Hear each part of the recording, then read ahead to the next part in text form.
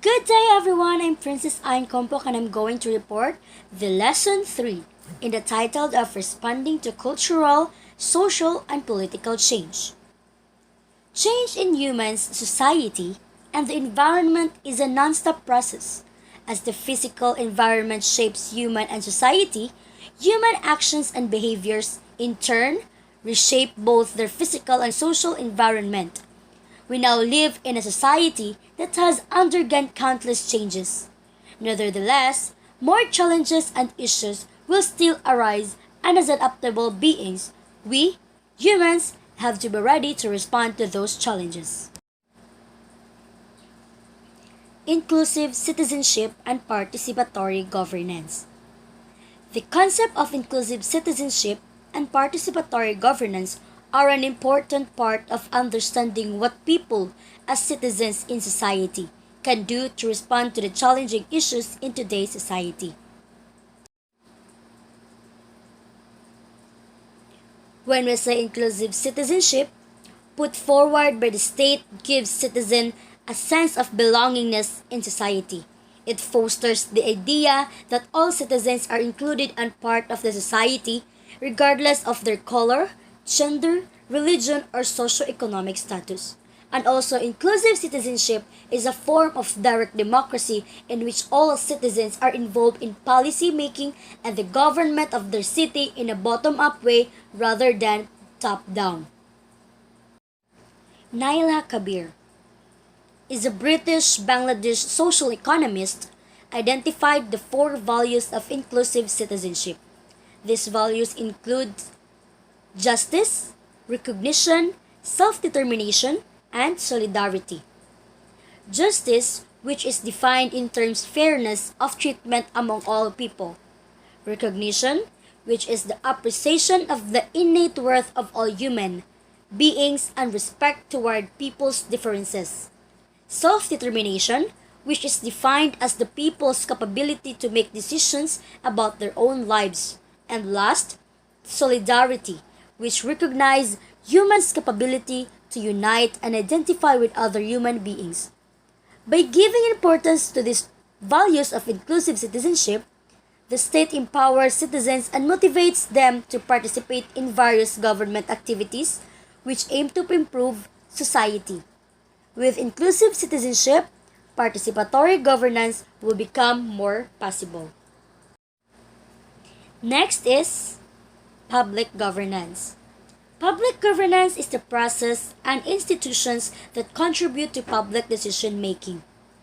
And also it refers to the formal and informal arrangements that determine how public decisions are made and how public actions are carried out from the perspective of maintaining a country's constitutional values when facing changing problems and environments.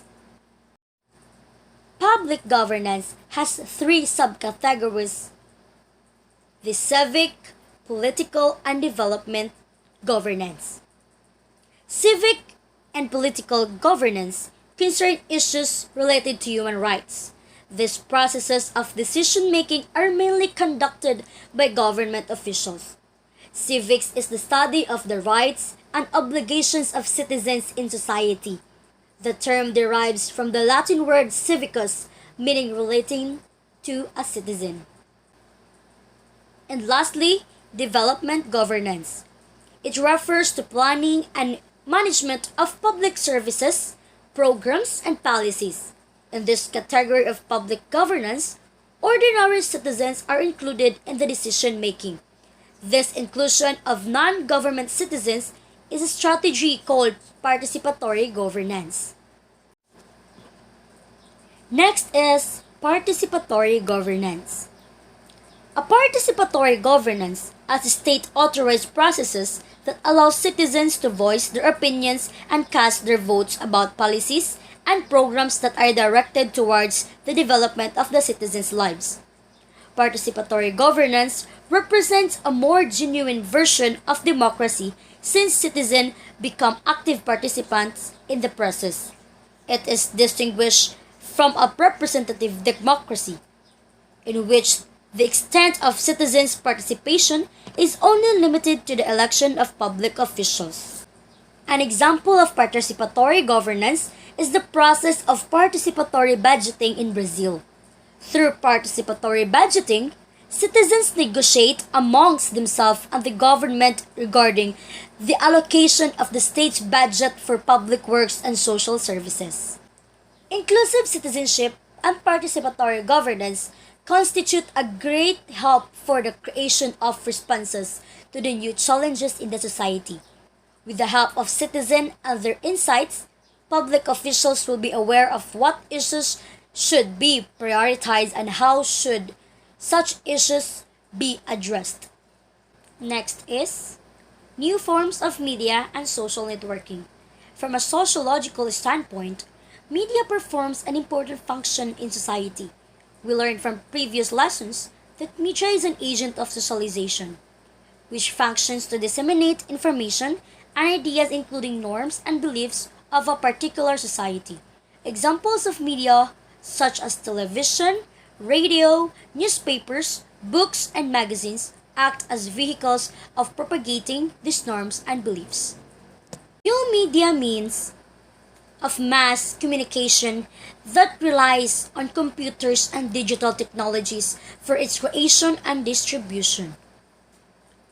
There are 6 characteristics of new media: digital, interactive, hypertextual, networked, virtual, and simulated.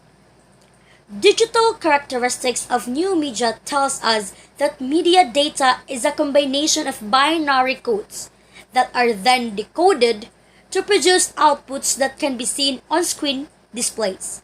Every word or letter that you see on your computer screens is created through these binary codes. Binary codes make production and retrieval of data more accessible. Next is interactivity. Interactivity of new media, as mentioned earlier, is a distinguishing characteristic that allows the audience to interact with the source of information. This is evident when people comment on online news and articles. Next is hypertextual. Hypertextual characteristic of new media refers to its ability to make connections across different kinds of data. Hyperlinks or hypertext are used by forms of new media to connect people to other related information.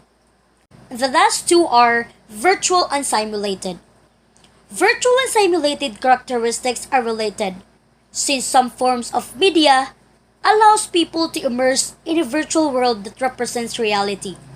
This is seen in video games and other games applications. There are several forms of new media that are existing and accessible to the public.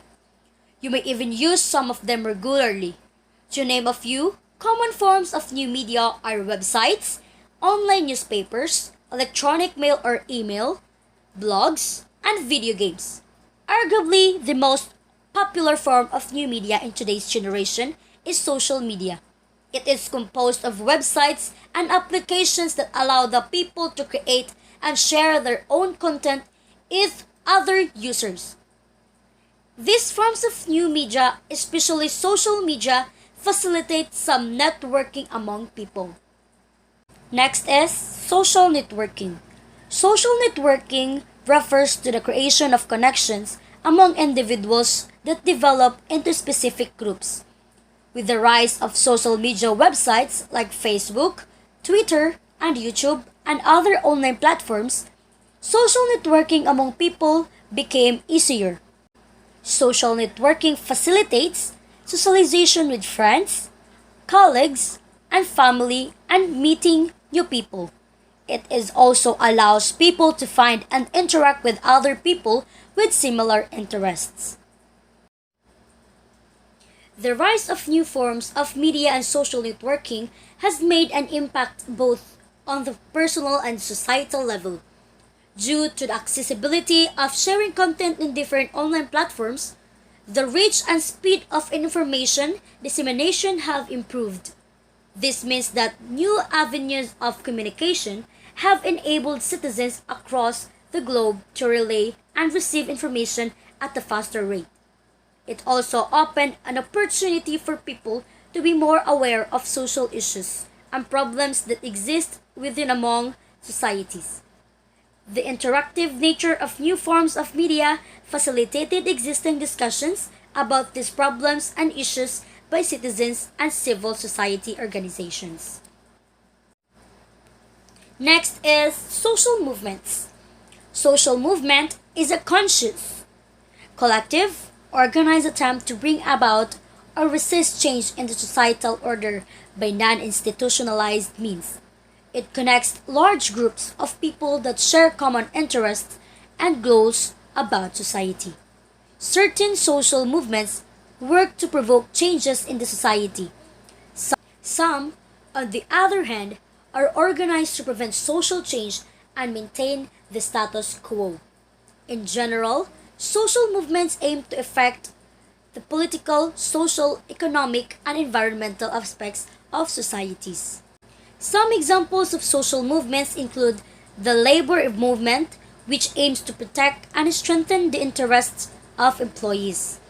Next is environmental and ecology movement, which focuses on conservation and environmental politics.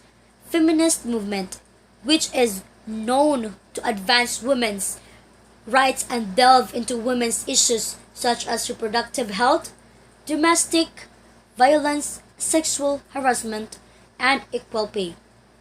And lastly, the LGBT social movements means lesbian, gay, bisexual, and transgender, or LGBT social movements that advocate the rights and acceptance of the LGBT community in society. And also, there are several types of classifications for social movements. Some sociologists categorize them by answering two related questions: who is changed and how much change? The combination of these two factors arrives at four general types of social movements. These are alternative social movements, redemptive social movements, reformative social movements, and revolutionary social movements. Alternative social movements only aim to effect limited change for a certain population or group of people. One example of this type of social movement is family planning, which is only directed toward couples to teach them ways of contraceptions and other related topics. On the other hand, redemptive social movements seek more radical change targeted towards a specific of a population. Reformative social movements seek limited social change but target everyone in the population. The environmental movement is one of example of reformative social movement, since it encourages everyone to save the environment. The last is revolutionary social movements. Revolutionary social movement, which is the most extreme since it seeks to transform the entire society. This type of social movement aims to change, reject, or maintain existing social institutions in the society. Communist movements are examples of a revolutionary social movement as it pushes for absolute government control of the total economy. Other types of social movements are classified in terms of scope or reform or radical movements, type of change or innovative or conservative movements, targets or group-focused or individual-focused movements, methods or peaceful or violent movements, and range, global or local movements. Social movements exist to produce or prevent changes in society. They represent the unending process of development, progress, and changes in society. Looking back at history, we can see how social movements work to improve the lives of people. The rights of women to educate and work are a product of social movements. The end of corruption, injustice, and torture in the past is due to the social movement of Filipinos to resist dictatorship. Ended, social movements play an important role in responding to challenges and issues of the developing world. Once again, I'm Princess Ayan Kompok. Thank you for listening.